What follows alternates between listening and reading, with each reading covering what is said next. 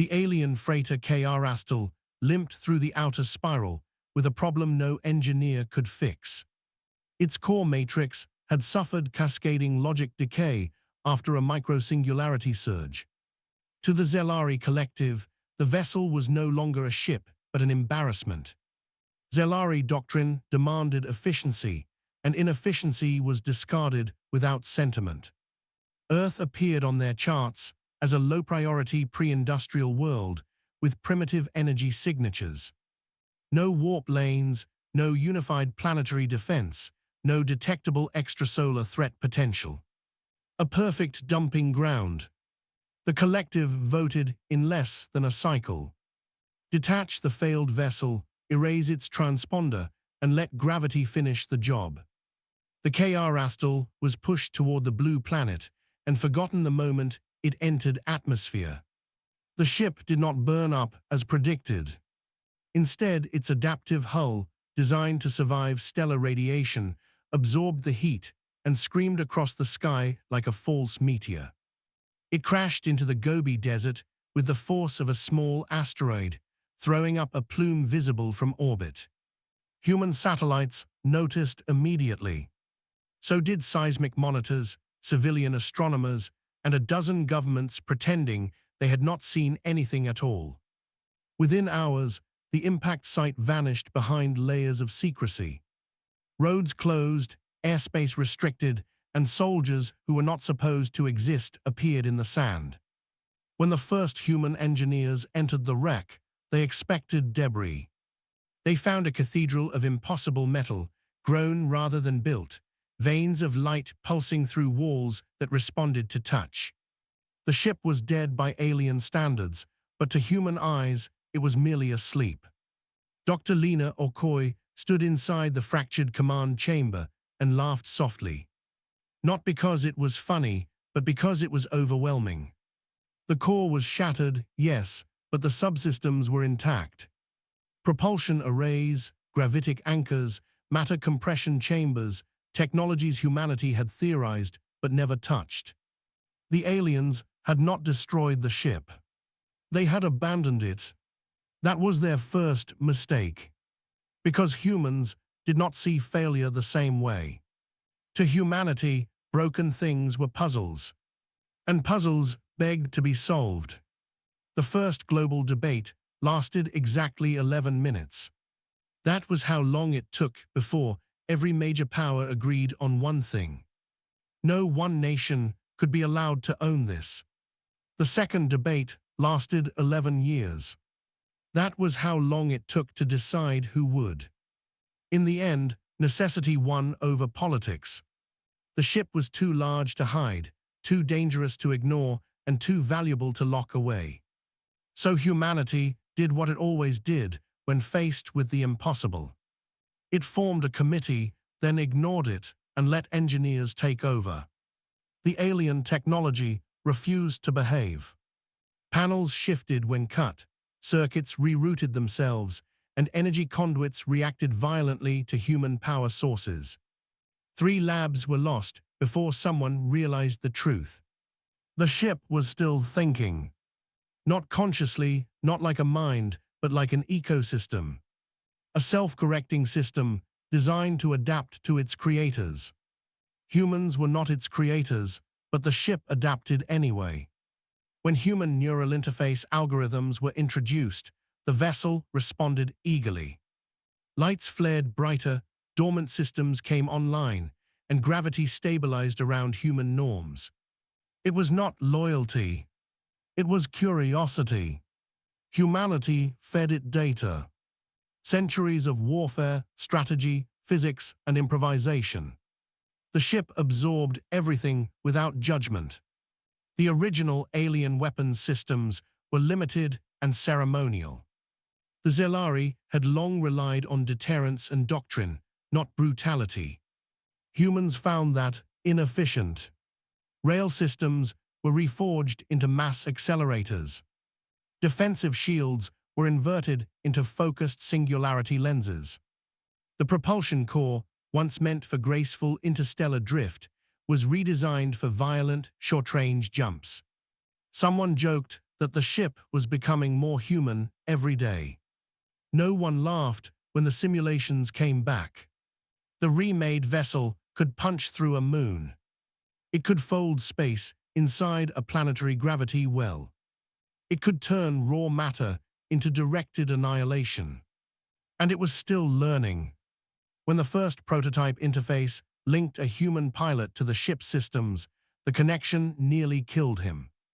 The feedback was overwhelming. The ship was not designed for hesitation. Human neural patterns fascinated it. Contradictory impulses, emotional overrides, reckless creativity. Where alien pilots followed optimal paths, humans explored dangerous ones. The ship adapted again. By the time it was spaceworthy, it was no longer a Zelari vessel. It was something else entirely. The Zelari collective noticed Earth for the second time when their listening posts went silent. One by one, outer relay stations vanished without distress calls. No debris, no radiation signatures, just absence. At first, they suspected internal sabotage. Then a scout ship detected a familiar energy pattern. A hull signature that should not exist. The KR Astal. Alive. Panic rippled through the collective. That ship had been declared non-functional. It had been dumped on a primitive world. It was impossible. The recovery fleet was assembled in record time. Zelari doctrine demanded reclamation of lost assets and punishment for unauthorized use. They arrived at the edge of the Sol system, expecting resistance measured in missiles and desperation. What they found instead was silence. Then space bent. The remade ship emerged between the fleet and the sun. Its silhouette was wrong, sharper, heavier, layered with structures that violated Zelari design principles. Human design principles. The Zelari hailed it immediately. They demanded identification, surrender, and explanation. The response came in a format they did not recognize. A human voice, calm, almost polite. This vessel was abandoned under interstellar salvage law. It is now under new ownership. Approach no closer. The collective hesitated. Doctrine had no entry for this. They advanced anyway. The first warning shot erased a cruiser. Not destroyed, not shattered. Removed. Space folded inward, and the ship simply ceased to exist. The human vessel did not pursue. It waited. The Zelari fired everything they had. Energy lancers, disruption fields, gravity snares. None of it mattered. Human shields adapted mid-impact. Human weapons rewrote physics on the fly. And the ship learned from every second of combat. When the battle ended, the recovery fleet was gone. Not defeated. Gone. The human ship transmitted one final message. We are returning your mistake. Do not make it again. Humanity did not celebrate. There were no parades, no speeches, no flags planted in vacuum. Because everyone understood what had happened. They had crossed a line. The remade ship was no longer just a defense platform. It was a statement, a declaration that humanity was no longer background noise in the galaxy.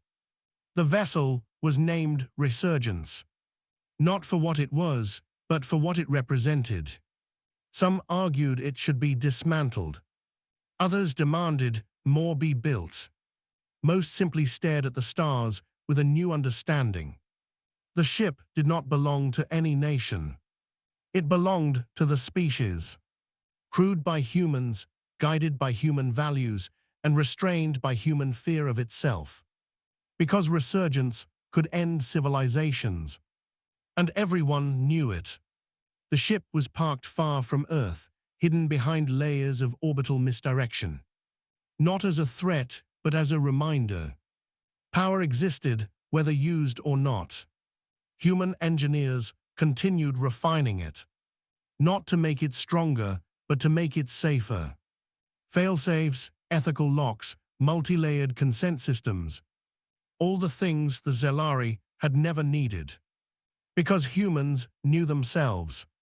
The galaxy began to whisper of a species that took garbage and made gods, of a people who did not discard failure but reforged it. Trade envoys arrived cautiously. So did spies. None came too close. The Zelari collective survived. Barely. They rewrote their doctrine after Sol. Failure was no longer discarded without review. Primitive species were no longer underestimated. Across the galaxy, a new rule quietly spread. Never abandon technology near humans. Because humans would not just use it. They would improve it. Earth did not expand aggressively. It did not conquer or dominate. It simply existed, visibly armed and consciously restrained. That frightened the galaxy more than any war. Resurgence remained silent in the dark. A weapon that had only fired once. And hopefully never again. Humanity watched the stars, not with hunger, but with readiness. They had been given the universe's trash. And they had turned it into a promise. Break us if you must. But never assume we will stay broken.